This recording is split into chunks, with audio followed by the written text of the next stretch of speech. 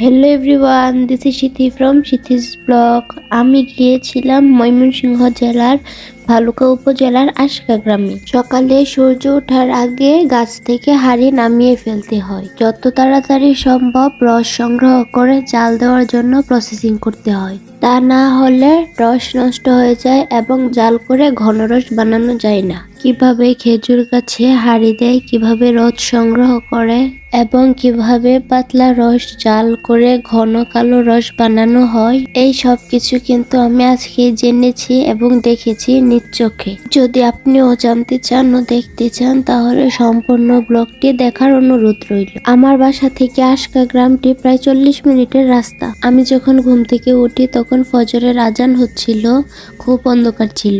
আমি জানতে পারি সকাল 6:30টায় রস নামানো শেষ হয়ে যায়। তাই তাড়াতাড়ি করে রেডি হয়ে বের হয়ে পড়ি। তখনও সকাল হয়নি, খুব অন্ধকার ছিল, কিন্তু আমরা ঠিক সময়ে এসে পৌঁছে যাই। কিভাবে রস সংগ্রহ করে আমি আপনাদেরকে দেখানোর চেষ্টা করছি।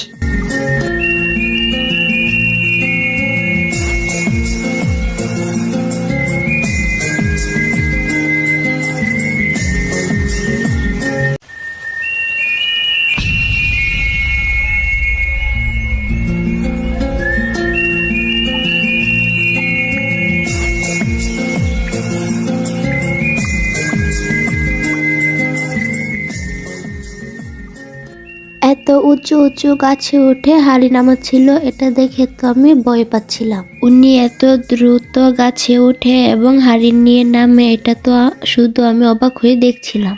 এখানে আসার পর থেকে আমার অনেক ভালো লাগছিল। এত সুন্দর গ্রাম, এত সুন্দর প্রাকৃতিক পরিবেশ, সত্যি মনোমুগ্ধকর। শীতের সকালে গ্রাম মানে অন্যরকম এক অনুভূতি। আমি আসার পর উনি প্রায় 10টার বেশি গাছ ভ্রমণ করে ফেলেছে। আলহামদুলিল্লাহ, খেজুরের রস সংগ্রহ করে এই ড্রামটি সম্পূর্ণ ভরা হয়েছে। আর এদিকে দেখুন উনারা কি করেছে, এত বড় বড় গাছে উঠতেছে রস পাড়ার জন্য। তারপরেও মাকসুদুল ভাইয়া হাঁড়ি পর্যন্ত পৌঁছাতে পারলো না। এখন সাহারিয়ার পালা।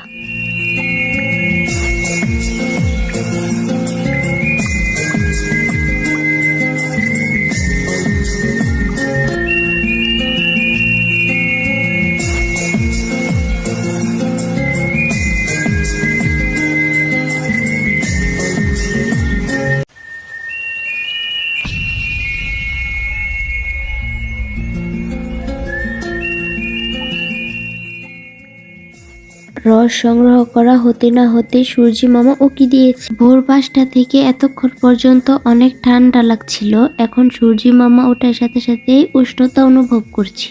রস সংগ্রহ করা শেষ, এখন ওনারা চুলার দিকে চলে যাবে। চলুন আমরাও যাই।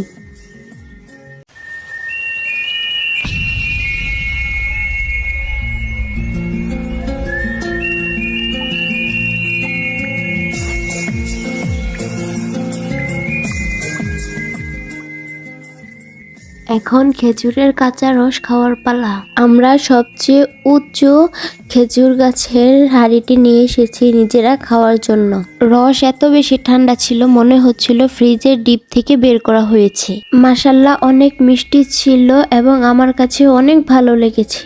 রস খাওয়া শেষ করে কিভাবে রস জাল করা হয় আমি আপনাদেরকে দেখানোর চেষ্টা করছি।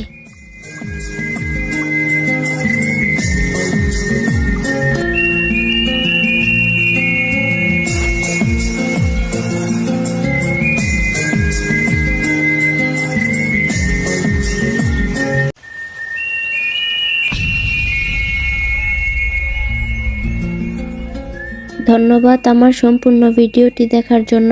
সবাই ভালো থাকবেন, সুস্থ থাকবেন, আমার জন্য দোয়া করবেন। আল্লাহ হাফেজ।